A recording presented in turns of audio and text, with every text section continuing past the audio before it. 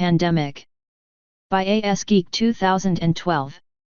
Epilogue, The First Steps. As Twilight stepped into the conference room for the last time, it was no longer with a sense of dread. Instead, she felt a bit of melancholy. She had grown to admire and respect many of the humans she had worked with here. After that day, the emergency zone was to be dismantled, and relief and recovery efforts moved to another facility. Even the town of Lazy Pines itself was no longer what it once was. It had officially ceased to exist in the month since the ETS counterspell was mass cast. Hazmat teams had come in to clear out spoiled food from markets and homes, but houses that had burned down from accidental fires were left to sit in ruin. Technically, nearly all the homes in town were in foreclosure, yet there wasn't enough recovered infrastructure to put the requisite signs up. The notable exception was Kevin's home, but even he expressed no desire to return to it, considering he would be living in a town with a population of 1. Instead, he quietly cleared the house of anything of sentimental value, emptied the fridge, and turned everything off. Not even Sunset's human home was special anymore. Once Twilight had designed what she called Magic Mirror Mark II, the original portal was shut down for good. The mirror would be moved later that day to a permanent facility on the East Coast. The scientists she had been surrounded with would start to be replaced with diplomats, politicians, and economists. While gaining an understanding of magic was still important, getting humanity back on its feet was more so. Twilight could at least look forward to longer in-person meetings with the United States President. So far, her only exposure to him other than over teleconference had been his visit to the emergency zone operations 2 weeks prior, an event that had been more for the press than anything else. It had been intended to give the impression that things were under control even though they were still far from that point. Twilight hopped into her seat as the Secret Service agents assigned to her closed the door behind her. She looked over the familiar faces for a lingering moment as if to fix them in her memories. She took a deep breath and said, "Okay, what's the final verdict?" She had sensed that the mood at the table was the lightest it had been in a long while, thus she anticipated good news. Sandra even smiled as she consulted one of her folders. The equestrian mages are seeing almost total success in reversing the partial transformations that have reached no further than the appearance of a tail, and up to 80% success in those that have the modified ears. Twilight breathed a sigh of relief. They're not having any trouble with the lingering concentrations of transformation magic. Not since you struck on the idea of pairing each mage with a crystal pony. Twilight slowly smiled. Once she had discovered the crystal pony ability to transform one kind of magic into another, it didn't take long for her and Sunburst to come up with a means to use them to help drain the remaining pool of transformation magic. That had slowed and stopped the ongoing transformations, and those who had not progressed too far had presented an opportunity to recover most of their original human morphic resonance. Yet not everything was rosy. They still had some in a partially transformed state. Some were complaining bitterly about the failure to change them back to human. A few were demanding to be allowed to complete the transformation. Yet what was really on Twilight's mind was the biggest remaining issue, and thus she asked, "Do we have final numbers on how many humans are completely transformed?" "I'll defer to Mr. Heller on that one," said Sandra. Anthony leaned forward in his seat and laced his fingers together. "This is a rough estimate only, but it is around 326 million worldwide. Of that, the number in the United States is a hair over 90 million. He paused. "So the numbers wound up about between the best and worst case scenarios." Kevin looked thoughtful. "That's just over a quarter of the US population. Where are they concentrated the most?" "The Front Range and other western states, plus parts of the Midwest, Southwest, and Pacific Northwest. We also have a few large populations in Florida and parts of the South. Least affected appear to be the East Coast and northern states, but there really isn't a single state in the Union other than Hawaii that doesn't have at least some transformed population." Anthony turned towards Twilight. "However, I'm hoping to hear something that may reduce those numbers. And I may have some good news for you in that regard," Twilight said in a cautious voice. Sunburst and I studied the results of the first efforts to apply the reversal spell. It may be possible to build on that and craft a new reverse transformation spell that will turn a fully transformed person back to human. Several audible sighs of relief rippled through the attendees. However, there are two matters to be considered, Twilight declared. First, time. What's making this even possible in the first place is the fact that the morphic resonance contains a faint echo of its original human composition. Not enough to put the person back to exactly what they were before, but close. However, the more time passes, the more that echo fades, and the harder it will be to get anything close to what they were before. Our government and its allies are committed to doing whatever it takes to reverse this, said Anthony. What's the second matter? Twilight hesitated. She had not wanted to stir the pot when things were looking up, but she had no choice. Second, the willingness of the transformed to become human again. Anthony sighed and wiped his face with his hand. Twilight, with all due respect, that is a matter best left to. It has nothing to do with morality or ethics. Twilight exclaimed. It has to do with the limitation of the reverse transformation spell. Sunset's original spell did not have such a limitation. No, because it's not at all the same thing. Her spell selected an appropriate pony form for them based on outside criteria. Here we're trying to take a pony and put them back to where they were when they started. That's a completely different effort.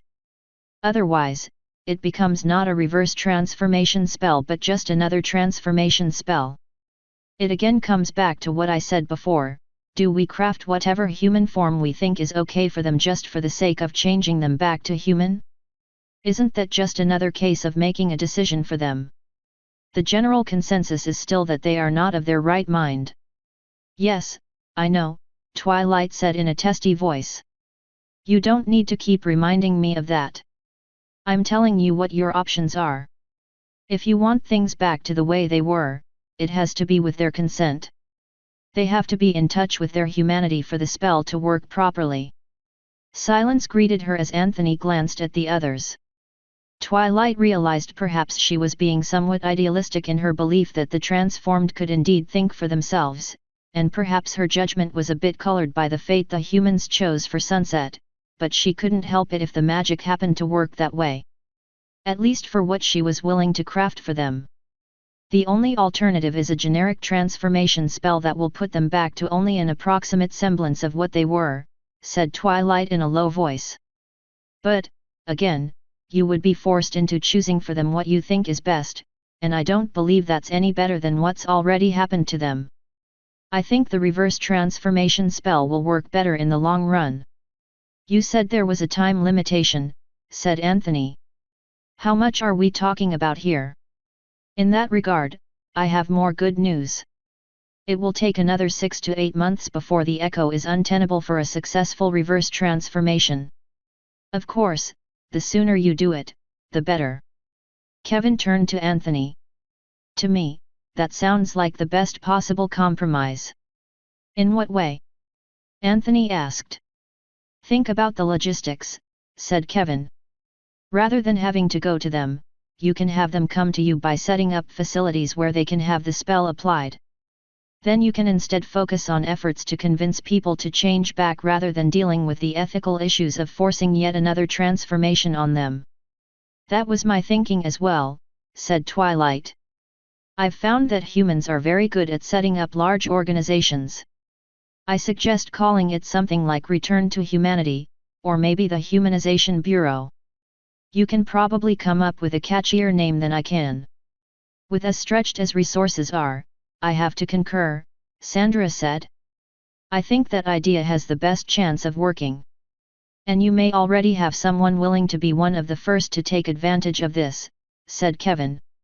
My understanding is that Jenny Tanner is contemplating becoming human again. Twilight tried to take that as more good news. She had hoped to save some of the Tanner family, yet now Sarah, Laura, and more recently, Harold all had cutie marks. Only Jenny and Bob didn't, and Bob was still contemplating what he wanted to do. Bob was an interesting case, and Twilight hoped to have a chance to talk to him before she relocated to the East Coast.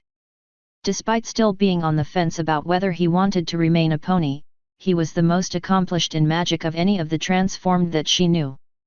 At the same time, I must advise that there is an added complication, said Sandra.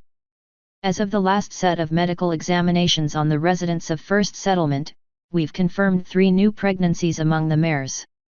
No reverse transformation will be possible for them, Twilight said. Their unborn foals have no echoes of humanity in their morphic resonance. I've already confirmed that. We can't tell people not to get pregnant, said Anthony. No, but we can advise them of the risks, just like we can concerning acquiring a cutie mark. It's all we can do right now, but out of everything else we've come up with, this is the most viable. Anthony considered. If you came up with a more generic human transformation spell, I would strongly object to it being used on unborn foals, said Twilight. And I sincerely doubt you'll find an equestrian mage who would be willing to cast it, and I'm not about to force them to do it. I'll be brutally honest with you all, I do not sanction the idea of forcing another transformation on any of them. I will defer to your government authorities as much as I am able, but I'm not willing to compromise my beliefs. Sandra turned towards Anthony. I'm going to have to agree with Twilight here. There are cases where this transformation effectively removed any emotional or psychological trauma that they were going through. If there's even the slightest chance that a forceful reversal of the transformation will bring that back, you may be hard-pressed to find physicians willing to sanction it. Then there are concepts we still debate vociferously among ourselves that the transformation solved for them, such as gender identity, and thus you run the risk of someone with an agenda making a decision for them. Anthony folded his hands under his chin and was silent for a few moments. When he finally spoke, it was in measured tones. All this will have to be decided at a higher level, so I suggest that Twilight make her case to them once she transfers to the new facility.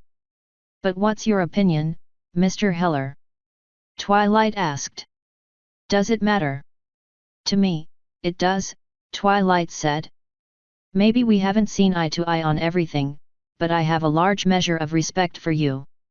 Your opinion matters to me. Anthony smiled faintly, and he lowered his hands. Yes, I think what you propose is what we should do going forward. To be perfectly blunt, the government is running on fumes at this point. We've exhausted almost all our resources just trying to keep the lights on in this country, and having the burden of chasing down the transformed and applying a new spell to them is just one more thing we can't handle right now. That's quite an admission, Kevin said in a soft voice. And certainly not one that the president wants the media to hear, said Anthony. It could be seen as giving up and letting the transformed fend for themselves. The fact that they can indeed fend for themselves is a double-edged sword in this case. Right now, there's a huge split in this country. We have humans wanting everything to return to normal and seeing the transformed as a threat to that, and we have transformed humans in varying states of thought as to how to handle this. What was that? Sandra said. Are you saying they're not all following Sunset's vision? So what Princess Luna did is working? Twilight said in a hopeful voice. If by working you mean general confusion, then I suppose so, Anthony said. It seems to depend on the size of the community. Large communities are tending to remain insular and detached, while smaller ones are more willing to engage with humans or even live among them. One of the reasons our tech sector has been impacted so badly is due to the large concentration of IT industry that was based in Denver, which has effectively become a huge pony commune. It's a start, Twilight said. A first step. Yes, it is. Anthony drew back slightly. And unless there is anything else, I have an announcement to make. After today, I will be officially off the recovery project. I'm sorry to hear that, Mr. Heller, Twilight said. I hope you didn't get on someone's bad side when you conveyed some of our more radical ideas, said Kevin. Anthony chuckled briefly. While I have been ruffling numerous feathers, that is not the reason for my departure. They didn't remove me, I am removing me. I don't understand, Twilight said. I stated right from the start that I am not a diplomat, but I was retained for my organizational skills, among other things. At this point, I feel my talents could be best served elsewhere. I've asked to be demoted, so to speak, back to a field agent. The FBI is forming a new group dedicated towards helping protect the transformed, and I intend to be part of it. Twilight slowly smiled. I still hope for the day that we can transform back as many as possible, but the message is coming through loud and clear, said Anthony. There will be a pony population on this planet for the foreseeable future, and as long as those in this country continue to be considered Americans, I have a sworn duty to protect them. He paused. Regardless of whether they're Americans or not, I feel they don't deserve to be persecuted for what they've become. Even those who believe they need to remain ponies are only doing what the rest of us are, trying to survive and protect themselves and their families. He glanced around. Meeting adjourned. Twilight hopped down from her seat and trotted over to Anthony. Mr. Heller. Please, call me Anthony. I'm not in any official capacity on this project now. Twilight smiled. I just wanted to tell you that I hope I'll see you again. Anthony grinned. I'm sure our paths will cross again. I did want to ask you something, though. Of course. This lingering echo of humanity that you discovered. Is that something Sunset would have ever known about? I doubt it. I didn't even realize it was there myself until the first results came back from the initial attempts to reverse the partially transformed. It was an unexpected but pleasant surprise. Any explanation for it that won't require me to know how magic works? Twilight considered. One thing that has impressed me constantly is humanity's sheer tenacity and resolve. I think the reason you're like that is because you were forced to build an entire civilization without magic. You fought every inch of the way to get where you are now. Over the millennia, that likely affected your morphic resonance. It became just as tough as humanity had to be. Anthony smiled. Thank you for that. I should tell you something, we've been shielding you from being pummeled with requests for your time from the physicists. I'm sure they will want to work with me to understand magic better. It's more than that, said Anthony. They've already been looking into it. They've dug up old reports from their particle accelerator research which showed anomalous events that they could never reproduce. Most had been relegated to errors in equipment or theory. They're starting to see patterns emerge. Another first step. Twilight smiled. Yes, another first step. Asterisk. Kevin had wanted to talk to Twilight one more time, but when he saw her talk to Anthony first, he bided his time waiting outside the room.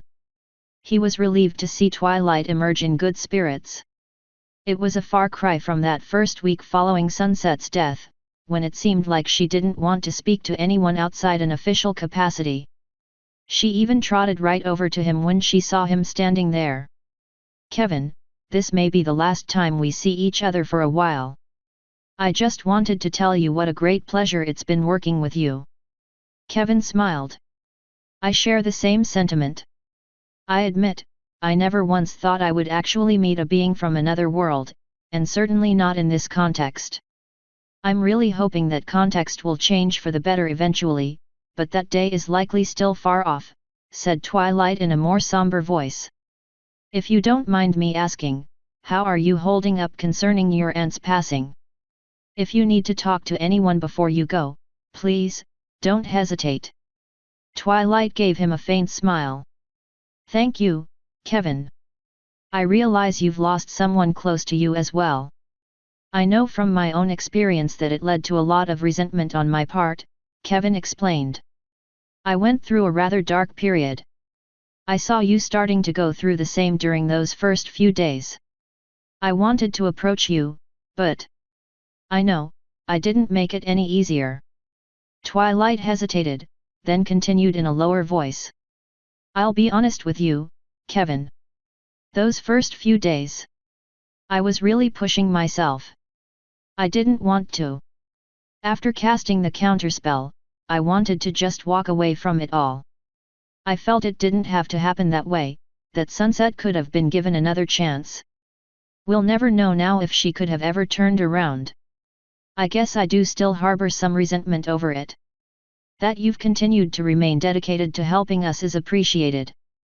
Kevin glanced the way Anthony had gone. Mr. Heller, Anthony, that is, confided in me that the decision was not made lightly. They knew they were risking opening a rift with your world.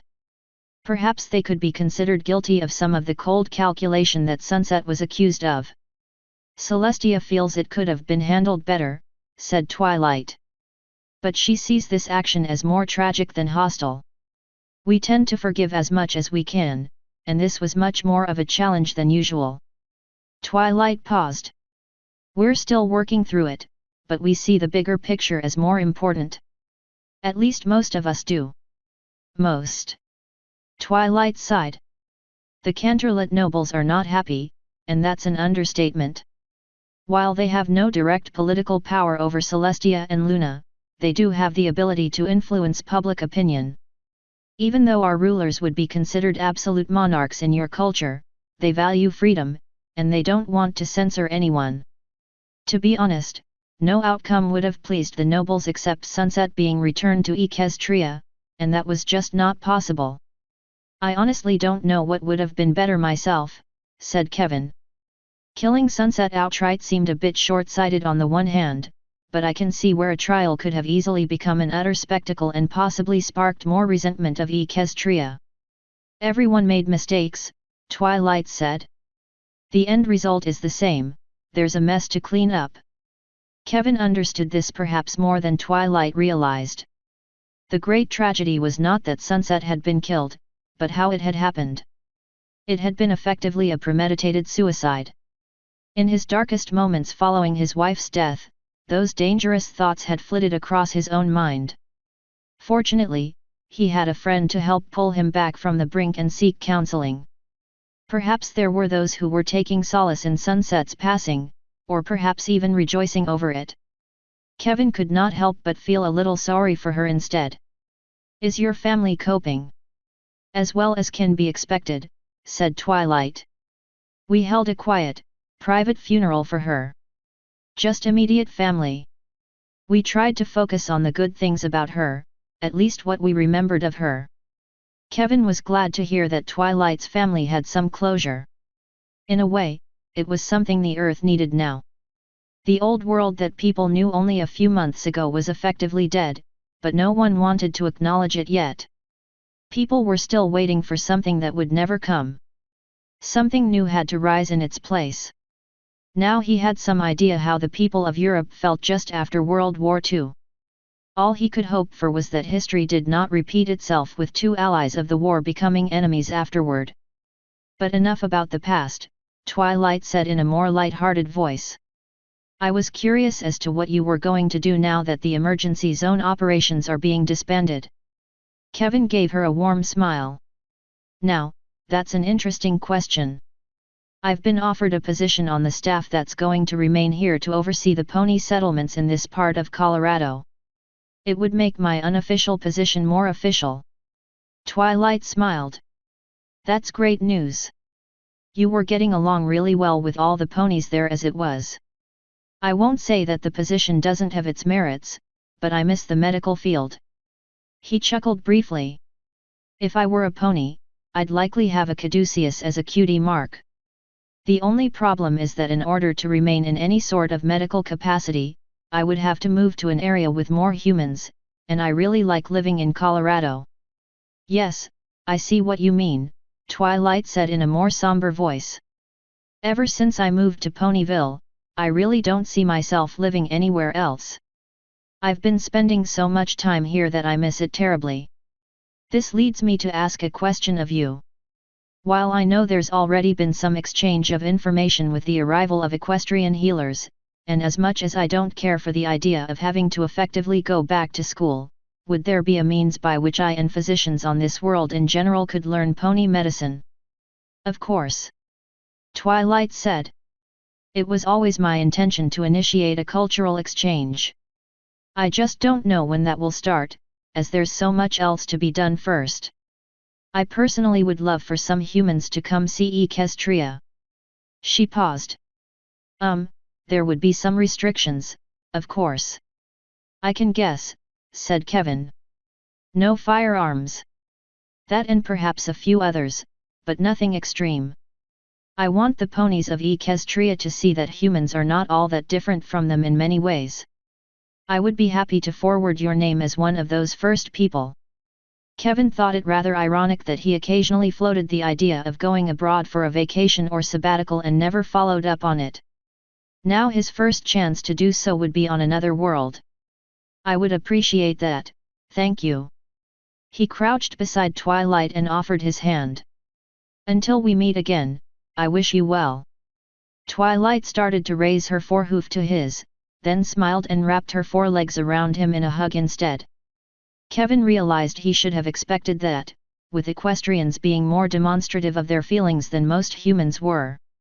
He gladly accepted the embrace and returned it freely, finding her fur just as soft as the transformed. Twilight's eyes were glistening as she drew back, and Kevin felt his own throat tighten a bit.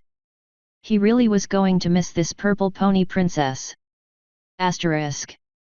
The government can work fast when it needs to, and never more so when someone steps down from a sensitive position, thereby prompting a need for their security access to be revoked or reclassified.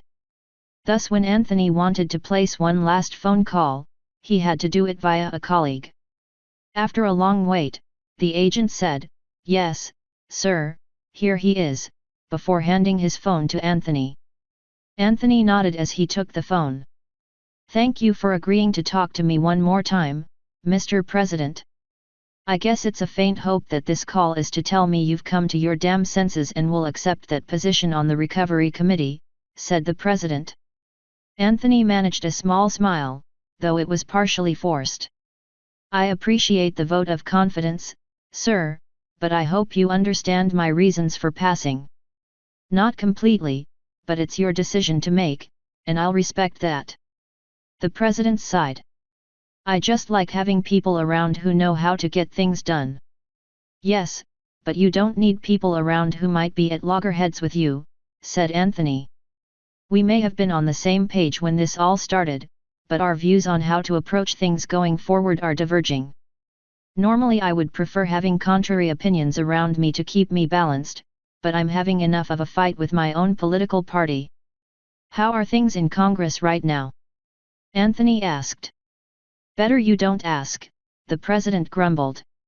"During the crisis, they were a paragon of bipartisanship, and now as they contemplate how the hell to deal with the post-ETS situation, that's starting to break down. The little surprise we got today is not helping. Washington has been rather clamped down in the past week," said Anthony. "So much so that even my clearance couldn't reach. This is just starting to become breaking news in the media. We've been trying to reach out to members of Congress who had left Washington for their families when things got bad. The surprise we got was the arrival of 20 representatives of the House and 3 senators reporting for work. All ponies." Anthony let out the breath he had been holding as a windy sigh. "They're demanding to be allowed their seats in Congress," the president continued. "Neither party knows what the hell to do with them. Some of them really do represent the new demographics of their respective areas, but where they don't, their human constituents are likely going to demand recall elections in a nation that can't support that sort of nonsense right now. Even without their official seats, they've been agitating for the rights of the transformed. That was something I believe you championed yourself, Mr. President." "Yes, I did, but I would have appreciated it being a little less in your face," the president said. "And don't even get me started about the fundy groups complaining that they go around naked all the time." "Now you see why I made my decision," Anthony said. "I think this is going to be in our faces no matter what we do. In that, Dr. Connor was right, we have an enormous short-term problem that has to be tackled, and I feel the best way I can do it is at street level, not behind a desk. You never did come to terms with our decision to terminate Sunset." "No, I didn't," Anthony said in a sharper voice. "I still think perhaps we should have handled that better and shown Equestria that human justice can be fair, if harsh by their standards. I feel an opportunity was missed. At the same time, I understand why the decision was made, and I don't really harbor any resentment towards it. I carried out that order because it was my duty to my country. I appreciate your candor and your loyalty, Heller, said the president in a more subdued voice. Did you get my last report concerning Twilight's suggestion about how to deal with transforming people back? Yes, I did. God damn, that's going to look like we're just sitting on our hands waiting for something to happen. This isn't like opening clinics to dispense a cure or vaccine. We'd be beating off people with a stick in that case. Now we're being asked to rely on millions of people who have no problem with having hooves instead of hands and feet to just waltz into these centers and ask to be human again. My opinion on the questionable mental state of the transformed has not changed, said Anthony. But we can't force a cure on 90 million people. It's just not feasible. Right now, a quarter of this country effectively ceased to exist, said the president. Yes, thanks to the efforts of Princess Luna, these pony communes are trying to reach out to humans, but the National Guard is stretched to the limits trying to keep order in areas where that resulted in conflict. Perhaps ponies are generally non-violent, but you do not want to cross an earth pony protecting friends and family. And then there are a few towns out in rural America that managed to avoid ETS. They have no pony population per se but are deciding to send some sort of message by putting up signs on their stores saying no ponies allowed. A thump of a fist against a desk sounded in the background. God damn it, it's like this regressed the country 100 years. Just replace pony with Negro and you almost can't tell the difference. Dare I ask how things are on the international front? Said Anthony. The media has been painting almost too rosy a picture of our allies jumping to our aid. The truth is, we're going hat in hand to them, said the president. Europe was impacted by this, certainly, but not to the same degree as the US. We're getting definite signs from European leaders that any aid is coming with political strings attached to be worked out later. What about Russia and China? Concerning Russia, we don't know. They've got everything locked down tight over there. They're under even a more rigid state of martial law than we ever were. The final numbers of transformed may tick upwards in the end, as we heard they had a massive outbreak of ETS in the Ukraine, in parts of Russia itself, and in the north near the border with Finland. As for China, it's pandemonium over there. Over 100 million ponies. Doesn't sound like much compared to a population just shy of 1.5 billion, but much of the transformed were concentrated in the urban areas where the flu spread more rapidly, and they're fleeing those cities in droves for the countryside. That's just about gutted their manufacturing sector, and that added to the international trade crisis. Anthony was thoughtful for a few moments. Mr. President, if I may be so bold as to suggest that you turn to the transformed for assistance as well. I beg your pardon. The president said in a surprised voice. One problem is that food and water supplies are strained right now, Anthony said. Those are two things that the transformed have no want for no matter what land they have. If anything, they'll likely make a surplus, and they probably won't even ask for any sort of monetary payment for it. The president paused. I don't want to exploit their mental state. Then don't. Give them something in return for their help. It just has to be something other than money, since that's worthless to them right now. Equestria has a monetary system, so maybe the transformed will eventually have one as well or can be coaxed back into accepting the dollar, but for now, why not barter for their assistance? The president sighed. The issue is that we don't even know what to consider the transformed right now. Already the term transformed is being replaced by pony, as if already acknowledging that they're a people apart, which in turn raises the specter of separate but equal. Hell, I've used it myself in this conversation. A few hotheads here are going off the deep end the other way, that the transformed should be somehow forced back into a normal American lifestyle. Definitions of normal naturally vary. This again highlights the reasons behind my decision, sir, said Anthony. Regardless of what their final disposition is, these people deserve to be protected from victimization. And to be honest, Mr. President, after seeing how Sunset became such a cold and calculating being, I don't want to risk going down that route as well. When I replay some of my conversations with Dr. Connor and Dr. Marlowe in my head, I can see where I might come off sounding like that myself. I feel I need to be a little more grounded. I do understand, and I greatly respect you for it, said the President. I had to make my plea anyway. The pressure is mounting from all sectors for us to do something. Twilight put it best, said Anthony. We need to make a first step somewhere and accept that the ultimate solution is not going to come anytime soon. We need people like you to drill that point into people's heads. He paused. I know it won't be easy. Just look how long it took for me to realize that. And you have as hard a head as they come. Anthony chuckled. I'd be insulted if that wasn't true. The President managed a short laugh. I will take everything you've told me under consideration. It's been a pleasure working with you, and I wish you well in your future endeavors. Thank you, sir. I wish you well also. The President ended the call, and Anthony handed the phone back to the agent who said, We're going to miss you, Mr. Heller. Thank you, I appreciate that. I do have to warn you, said the agent as he leaned in. A certain pony from the equestrian contingent heard about you moving on and is planning a going-away party for you. Anthony sighed but had to laugh as well. I will attend. Purely in the interest of furthering relations with a foreign power, you understand. The agent smiled and chuckled. Of course, sir. He truly hoped they would be serving some of that apple cider that Applejack once raved about. He could go for a nice drink right now. Asterisk. You wanted to see me, Fred? Fred glanced behind him to see Kevin approaching. Yeah, Doc, just a sec. He turned back towards Kelly, the young unicorn who had been on his mind ever since he had heard her mention her deceased brother. So the point I'm trying to make here is not advocating for war. Your brother had a goddamn tough job to do, sorta like we all had here before we got this place running. I just felt like his life was thrown away for nothing, said Kelly as she wiped one of her eyes with the back of a hoof. That all he was doing was making sure our country kept the oil flowing. Fred's ears swiveled slightly as he heard his human friend stop a respectful distance away.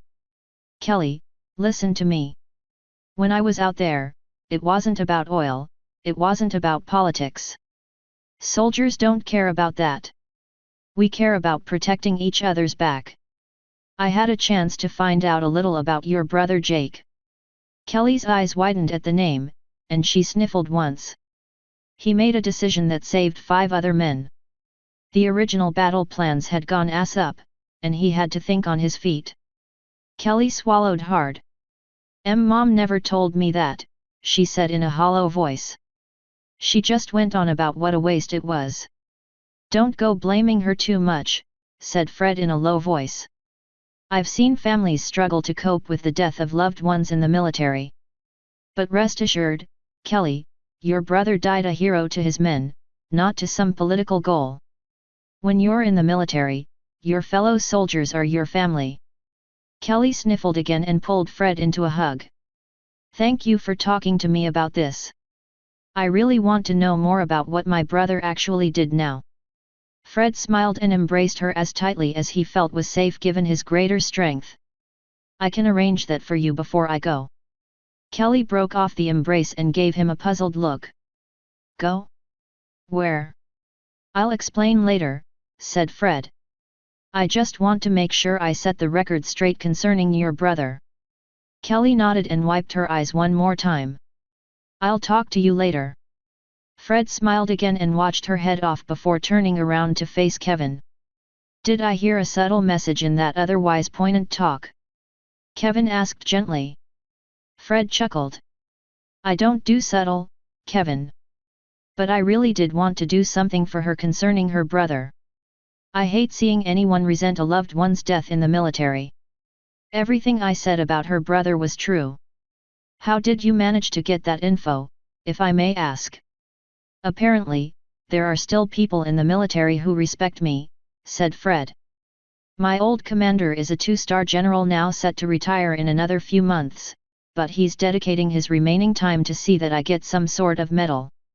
He fell over himself to get the information I wanted. Kevin smiled. I'm glad to hear that. But what's this about leaving? Is that what you wanted to see me about? I always said that I wasn't going to do farming for the rest of my life, said Fred. This place is running well now, and it's time for me to move on. Then you might want to hear the news I bring. I spoke with Twilight earlier. She said she has a way to change the transformed back to human. Fred's eyes widened. The catch is, however, they have to be willing to do it. I naturally thought about you, since you're the most cognizant of anyone of the forced nature of this transformation. Fred uttered a relieved sigh. All I ever wanted was to be consulted about this. I thank both of you for that.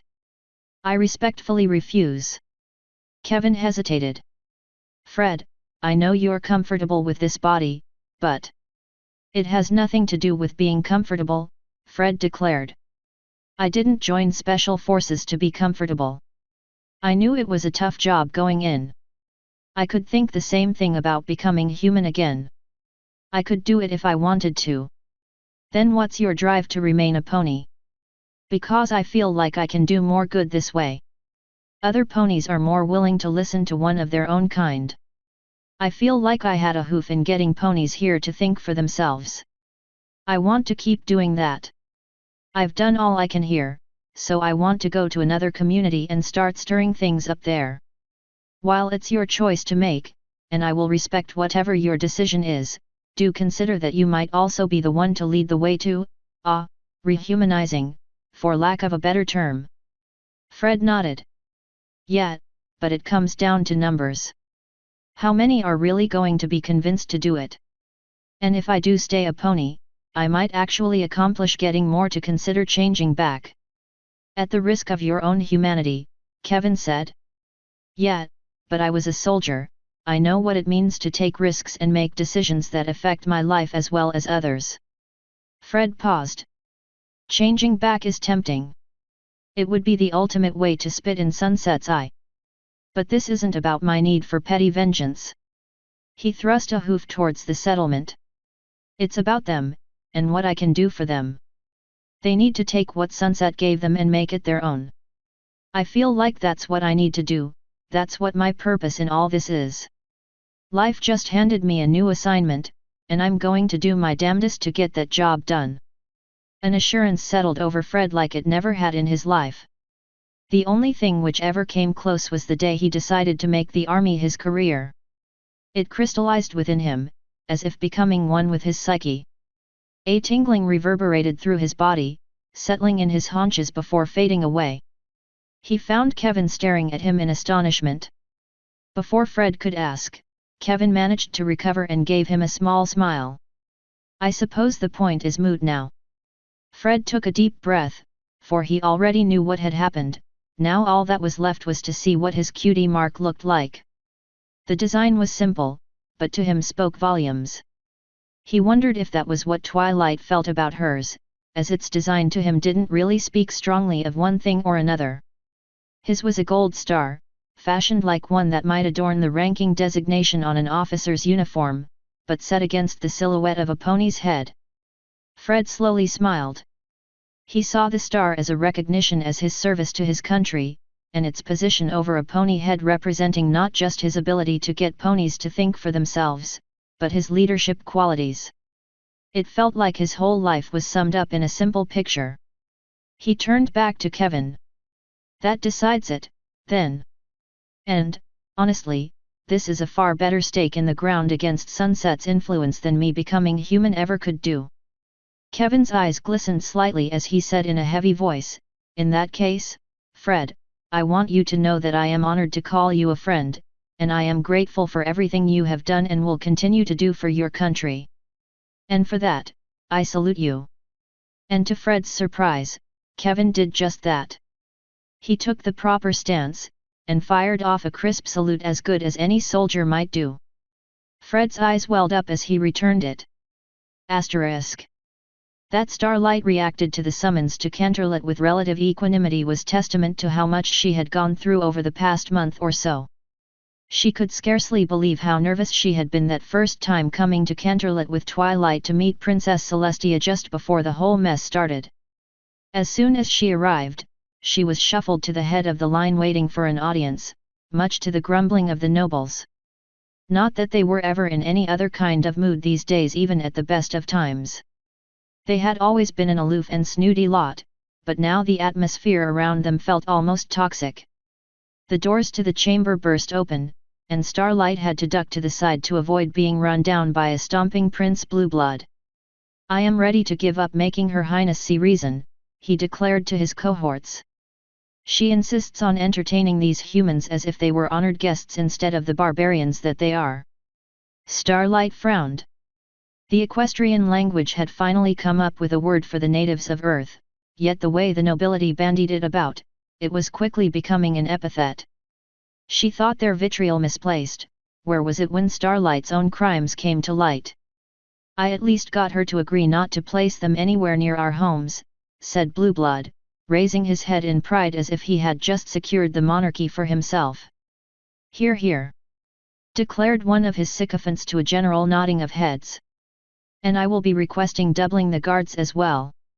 They will act civilized even if they have to be forced into it. And if I have anything to say about it, any humans that show even the slightest bit of aggressive behavior towards equestrian citizens will be immediately deported and forbidden from ever returning."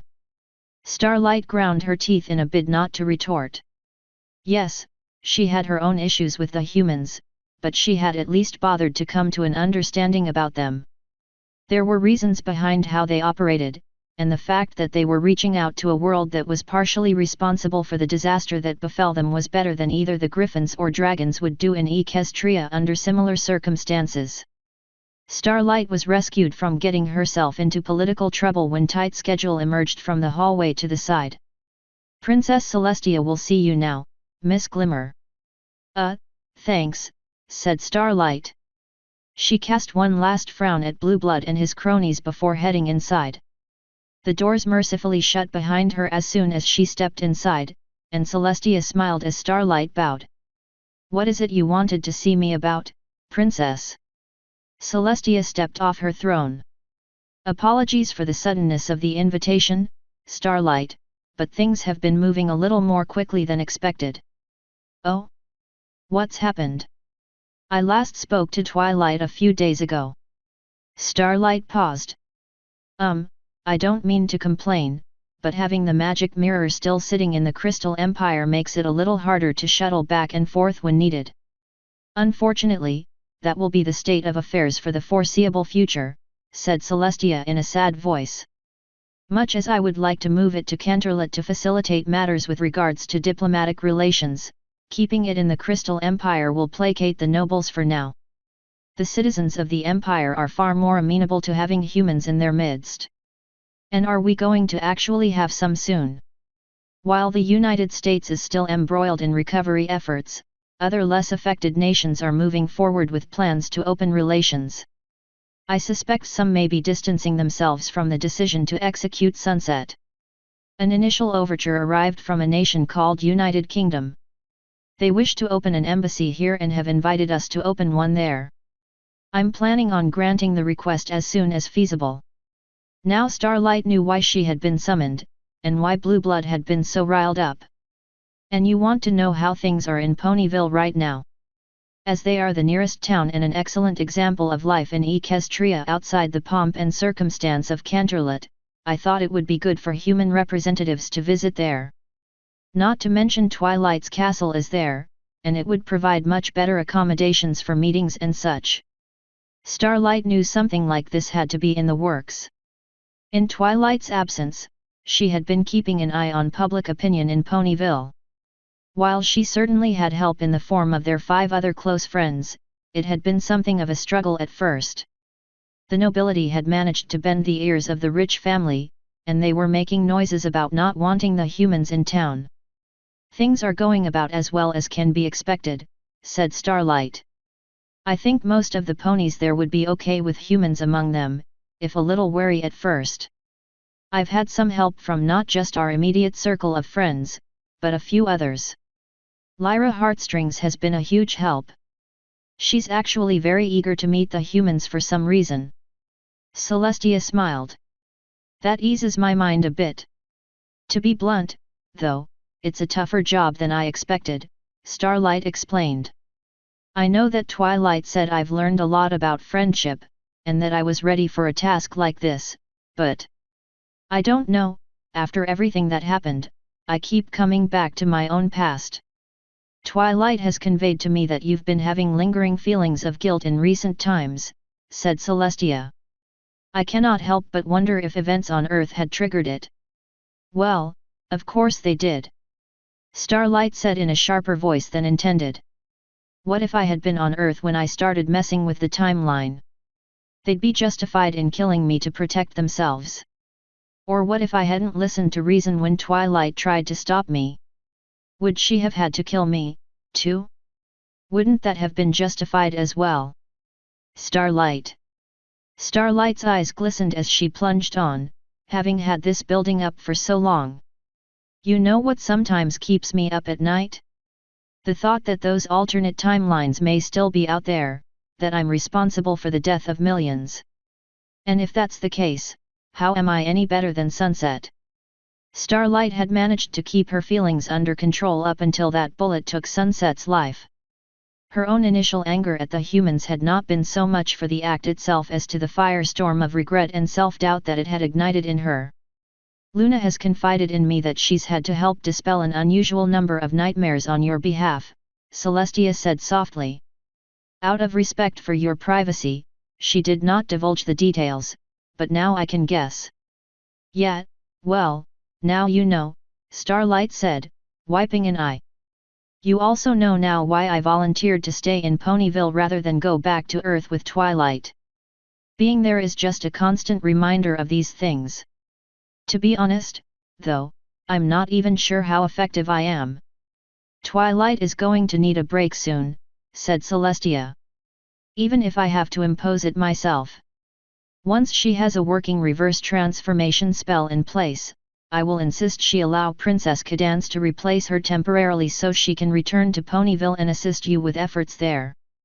By then, I hope to have arranged a visit by the first of the human diplomatic contingents. You can avail yourself of Twilight's time to work through your guilt. Starlight shook her head. She doesn't need me heaping this on her, she already has more things to do than any pony ought to. Once she is in Ponyville, she knows she can rely on her friends for help, said Celestia. I strongly suggest you follow that path as well. You need Twilight, and she will be more than willing to help you. Celestia smiled. And she may be bringing along a mutual friend who would be willing to talk to you about this. Starlight tilted her head. Who? Celestia paused. One moment, I am still learning how to pronounce human names. Dr. Kevin Connor has expressed an interest in coming here. I was going to facilitate that if possible. Twilight had mentioned her suggestion to Kevin that he speak with Starlight to resolve some of his own lingering feelings of guilt over the death of his wife. Starlight had avoided that specifically because it could have led to her revealing her past.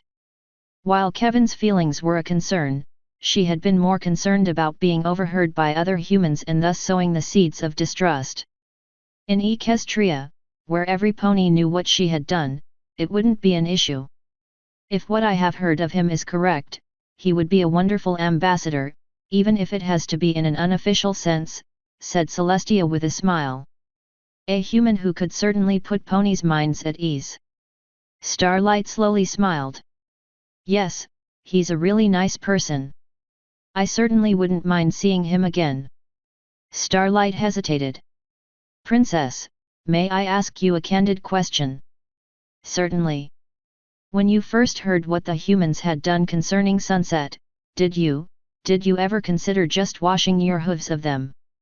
I know I did for a little while, and I suspect maybe Twilight did as well. Celestia's eyes became cloudy, and she let out a slow sigh. I was upset, yes, she said in a low voice. And angry as well.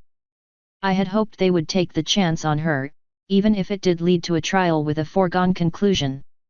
But as I told Sunset, I weigh every decision I make. To simply reject all humans would not be either reasonable or fair. They need us, and we need to learn more about them before we make any sort of informed decision about our future with them. Starlight nodded slowly. She supposed that was the best answer any pony could give. Dare I ask about relations with other powers here? I have been in talks with the Griffins, said Celestia. They are rather angry and upset to learn of the memory suppression spell, but fortunately the inroads Twilight's friends made with them means they're willing to talk rather than fight. Celestia smiled faintly. It at least helped clear the way for Derpy to meet her real parents again. Asterisk. Derpy trotted along the wide avenue in the Griffin Kingdom, hoping that the sound of her hooves against the hard and dry ground didn't alert too many of the citizens to her presence. Each street looked the same from the ground, and despite being given clear directions, she had gotten lost. Many of the street signs had been elevated to accommodate the fact that many griffins now built their home on towers to allow them to launch themselves directly into the sky, making them seem more like vast aviaries than houses. She contemplated flying high enough to try to get the lay of the land, going so far as to unfold her wings, but she reconsidered and refolded them to her sides. The last time she had flown in the midst of the griffins, she had received so many contemptuous looks that she wanted to cringe. Derpy finally lowered her gaze to the dirt and sighed, her ears drooping. Maybe this was a mistake after all.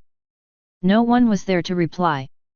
Her good friend Dr. Hooves had offered to accompany her, but she had felt she needed to do this alone. Her heart ached, she remembered what her real parents looked like, even what they felt and smelled like, yet she had no idea how they would react. They, like many in the kingdom old enough to be around back then, now remembered everything that had happened thanks to Celestia lifting the remains of the memory suppression spell. The younger griffins were more perplexed as to what was really going on, but in a society where elders were well respected, the older griffins were the ones making their voices heard the most. Derpy was forced to look up when a shadow passed over her, and her gaze spotted two large claws resting on the ground. Her head snapped up, and she stumbled back a step as she found herself staring at a large, feathery chest. "Where do you think you're going, pony?" Derpy shivered slightly at the sound of her species being spoken like an epithet, and she resisted the urge to bolt. She swallowed hard as she looked up at the adult female griffin blocking the way. Derpy considered simply saying "excuse me" and flying around her, but the griffin had already partially extended her massive wings, as if in preparation for pursuit. "I asked you a question, pony," said the griffin, her eyes narrowing and her wings spreading further. "Where do you think you're going?"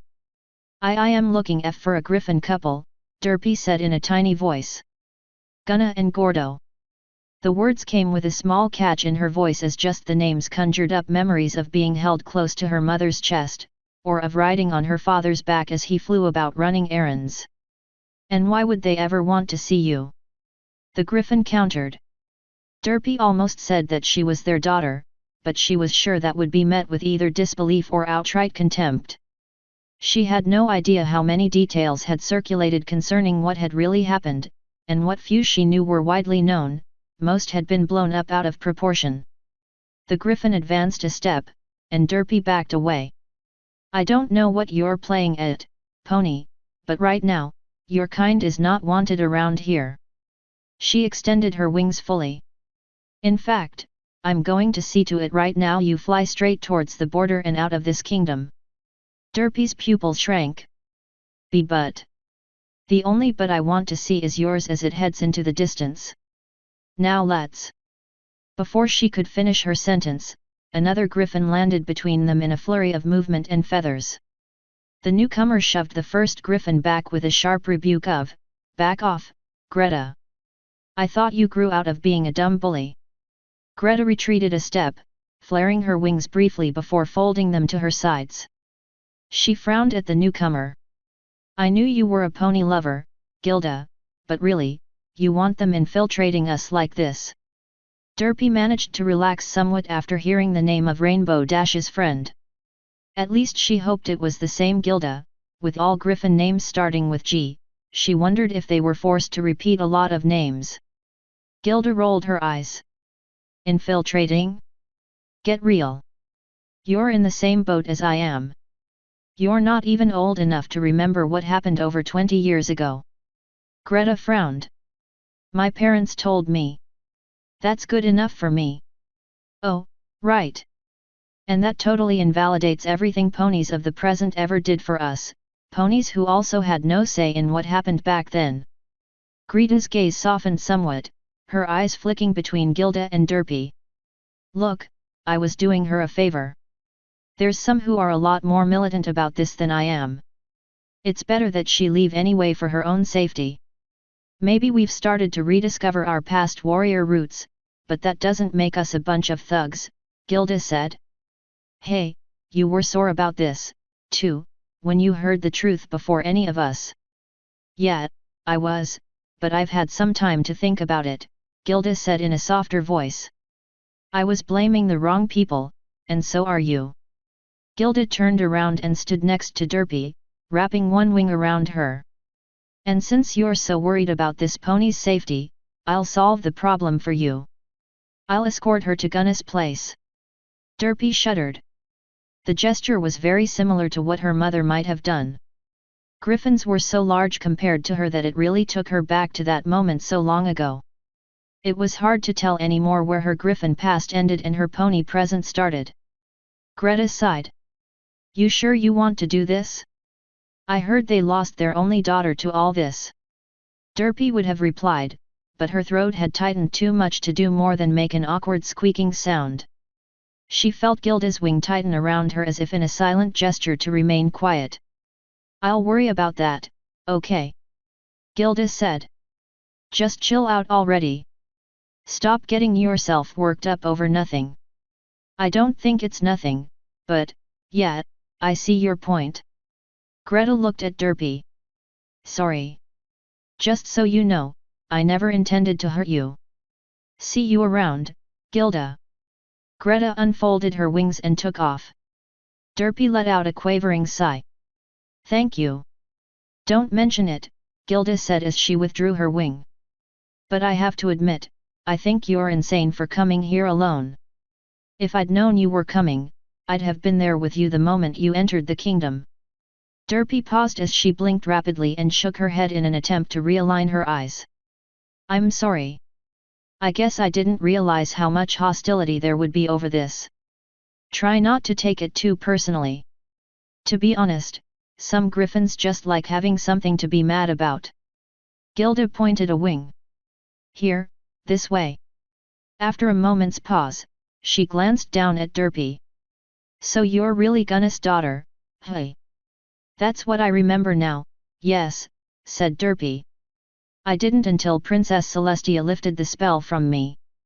It's been really strange, remembering growing up with two different sets of parents. Her eyes glistened. I really love my adoptive parents, and I'm not really expecting my real parents to. Her voice faltered. Well, never mind. I don't think I'll get to stay very long is what I mean. Gilda gave her a sympathetic look. You know, even under the spell, Gunna always struck me as a mother without a brood. She smiled faintly. She always acted like a mom to me and my friends when we were just chicks.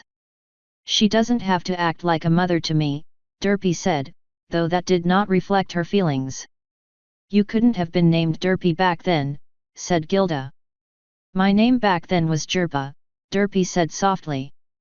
My adoptive parents never knew my origins. I didn't even know thanks to that spell. Hey! You know, I wonder if Gunna somehow still remembered she had a daughter. She would occasionally call one of us Jerpa by accident. We always assumed she had some sort of niece by that name. Gilda stopped and pointed again. Well, that's the place just at the end of the road. Derpy's eyes widened, and her heart lurched. Despite the modernization that had gone on since the Griffins started to recover their fortunes, her old home still looked similar enough to what she had remembered that it sparked a real sense of homesickness. Yet what truly riveted her attention was the older, mostly brown male griffin who hovered near the bottom of the aviary, a can of paint and a brush in his claws as he touched up a portion of the outside wall. That's my father, Derpy said in a hushed voice.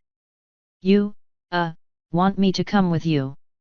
Derpy had already answered her question by trotting forward. No, I have to do this myself. Thank you for the help.